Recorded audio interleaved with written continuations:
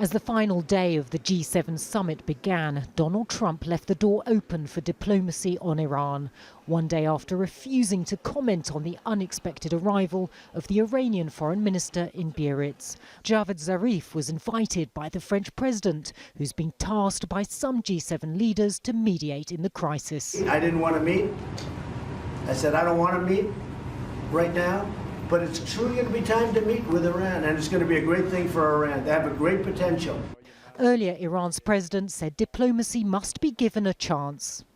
Even if the probability of success is 10%, we must endeavour and go ahead. We must not waste opportunities. We must not let opportunities slip by.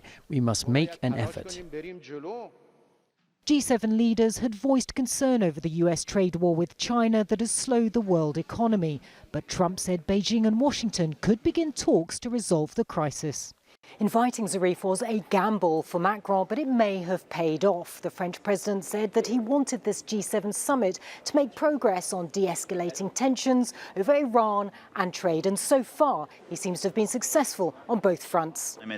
But Macron's had less success in calming tensions between France and Brazil. Macron's accused Brazilian leader Jair Bolsonaro of failing to tackle the Amazon fires.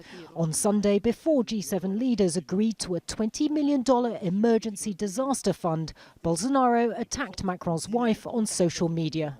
He has said some extraordinarily disrespectful things about my wife. What can I say? It's sad. It's sad.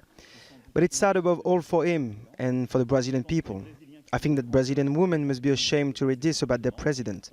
I think that Brazilians, who are great people, must be ashamed to see this behavior. They expect presidents to behave well towards others. Last year, Trump refused to sign the final G7 statement. This year, Macron has scrapped it, but with no commitments in writing. The challenge will be to compel leaders to act on the verbal promises that they have made. Natacha, Butler, Al Jazeera, Biarritz.